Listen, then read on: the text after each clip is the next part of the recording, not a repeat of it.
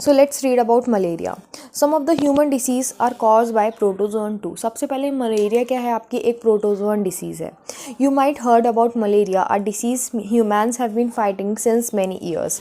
ठीक है, कौन कॉज करता है? प्लाज्मोडियम, एक टाइनी प्रोटोजोन है जो कि रिस्पॉन्सिबल है ये डिसीज़ के लिए।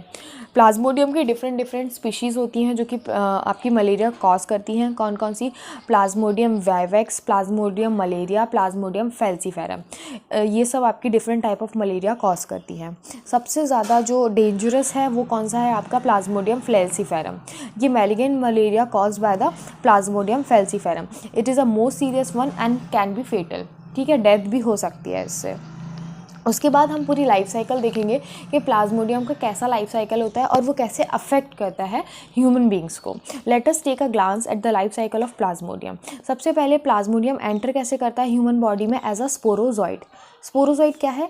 जो आपकी प्लाज्मोडियम की इन्फेक्शियस फॉर्म है। कैसे एंटर कर रहा है ह्यूमन बॉडी के अंदर, कैसे इन्फेक्ट कर रहा है, वो कैसे? एज अ स्पोरोजॉइड पूछा जाता है। ठीक है, कैसे? आपकी जो वेक्टर क्या है? एनोफिलिस मॉस्किटो होती है, फीमेल एनोफिलिस मॉस्किटो होती है, वो बाइट करती है और आपका जो प्लाज्मोडियम है एज अ स्पोरोजॉइड आपके बॉडी में एंटर करता है।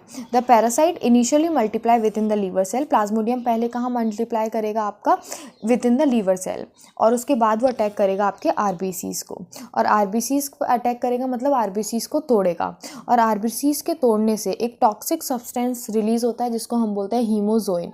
आपने सुना होगा जब मलेरिया होता है तो ठंड लग के बुखार आता है ना, तो वो ठंड क्यों लगती है? ठंड इसीलिए लगती है, ये चिल्स क्यों आते हैं? क्योंकि हीमोजोइन आपका रिलीज हो रहा है। ठीक है, लिखा भी गया है hemozoin which is responsible for chill mosquito chills and high fever recurring every 3 to 4 days।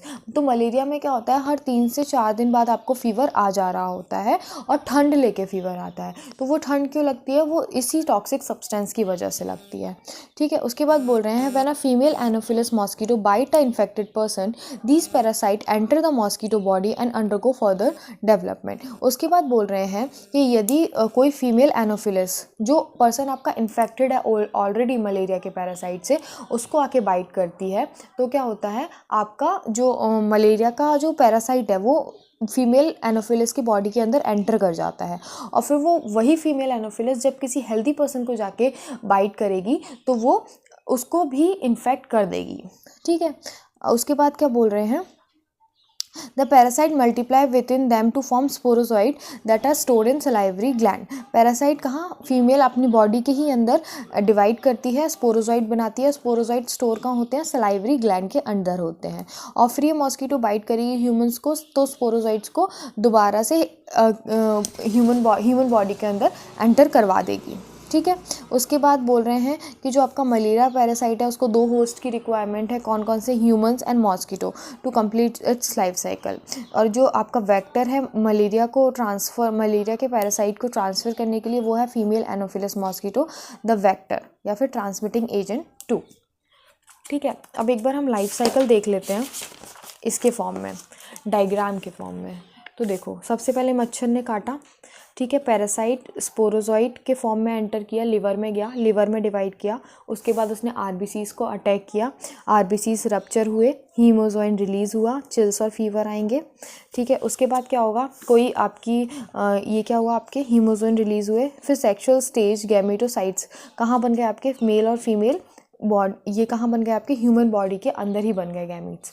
उसके बाद कोई फीमेल एनोफिलस आई, उसने इस इन्फेक्टेड पर्सन को दोबारा से कट किया, गैमीट्स अंदर गए, डेवलपमेंट हुआ, स्पोरोजॉइड बने। स्पोरोजॉइड कहाँ स्टोर हो गए? आपके सलाइवरी ग्लैंड के अंदर स्टोर हो गए फीमेल एनोफिलस के। और फिर दोबारा से क्या हुआ? दोबारा से किसी मच्छर ने आके काटा, देन अगेन साइकिल कंटिन्यू। ठीक है, आई होप दैट्स क्लियर। उसके बाद हम पढ़ेंगे 2 डिसीज़ेस और जो कि प्रोटोजोन्स ही कॉज करते हैं। एक डिसीज़ और पढ़ेंगे जो कि प्रोटोजोन्स कॉज करते हैं, फिर हम देखेंगे फंगस के डिसीजेस। ठीक है।